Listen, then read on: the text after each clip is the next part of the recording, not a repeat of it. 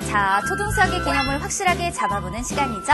여러분과 함께 준비한 내용은 여러분이 수학을 풀다가 가장 어렵게 느끼는 부분 중에 하나로 문장이 주어졌을 때 내가 이 문제를 풀기 위해 어떤 방법을 선택하면 좋은 것인지 그 문제 해결의 방법을 찾는 것 상당히 어려우셨죠? 자, 그래서 이번 시간 준비를 해봤어요. 커다랗게 세 가지 학습의 목표를 만나보면서 어떤 내용을 배우게 되는지 함께 살펴볼게요.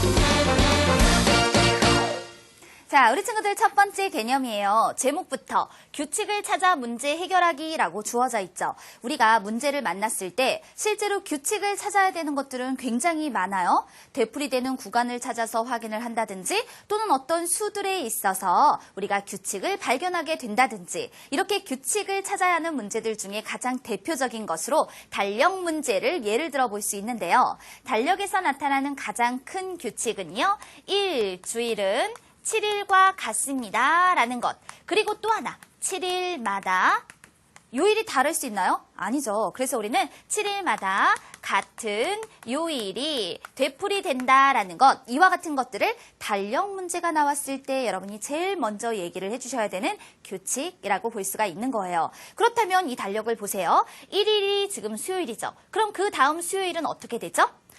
7만큼 큰 수가 되겠구나 해서 8일입니다 라고 표현해 줄 수 있단 말이죠. 그러면 질문이 나와요. 어느 해 11월에 달력 일부가 찢어졌습니다. 이때 11월에 수요일은 모두 며칠이 있겠습니까? 그 날짜를 적으세요. 그렇다면 1일, 8일, 15일, 22일, 29일까지를 적어볼 수 있겠죠. 11월에서 수요일인 것은 하나, 둘, 셋, 넷, 5번 나온다라는 것을 알 수 있어요. 그러면 11월의 마지막 날을 물어보았을 때에는 11월이 30일까지 있으므로 마지막 날은 바로 목요일입니다 라고 대답할 수 있게 되는 거죠. 이와 같이 달력 문제가 아주 대표적인 형태로 규칙을 찾아서 문제를 해결하는 경우입니다 라고 볼 수가 있는 거예요. 그렇지만 규칙을 찾아라 라고 했을 때에는 달력뿐만이 아니라 수들 사이의 관계, 그것을 이용하여서 규칙을 발견할 수도 있고요. 또는 되풀이되는 구간, 되풀이되는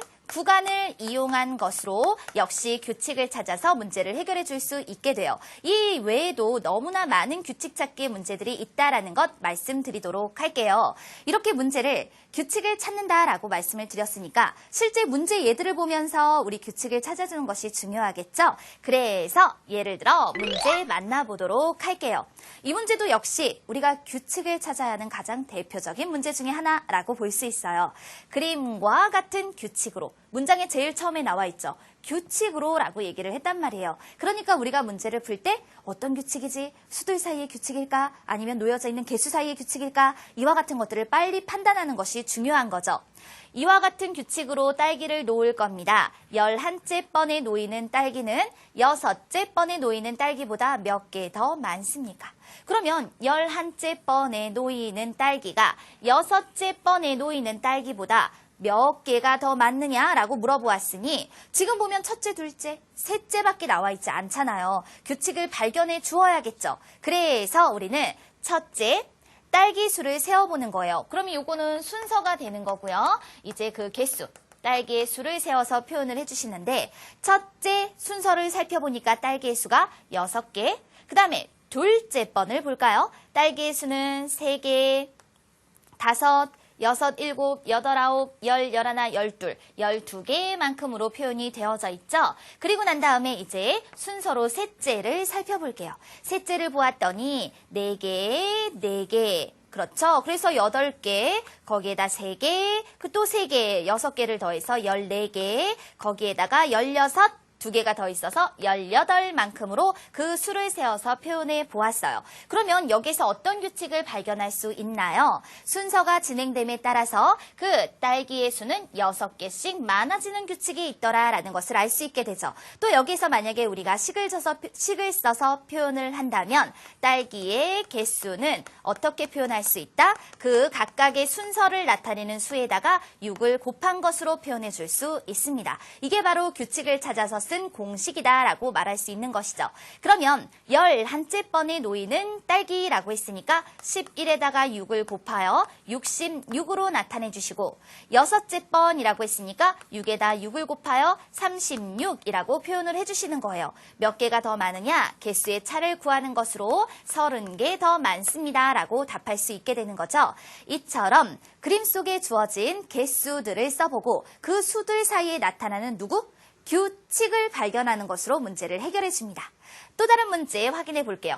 이번에는 살짝 유형을 바꿔서요. 바둑돌에 관련된 문제가 나와 있나 봐요. 바둑돌 문제는 대부분의 경우가 규칙을 찾아야 하는 것들이 굉장히 많아요.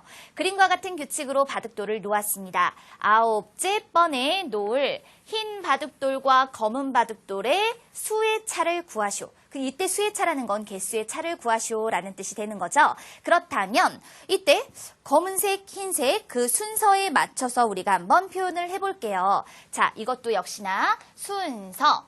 첫째, 둘째, 셋째, 그림이 이제 셋째까지 주어져 있으니까 순서를 나타내 보고 그리고 난 다음에 사용된 수를 생각해 볼 건데 흰색이 있었고 그리고 또 누가 있었어요? 검은색이 있었죠. 따라서 우리 순서에 따라서 1, 2, 3이라고 해주고 흰색과 검은색 그 각각의 수를 세어서 나타내 보도록 할게요.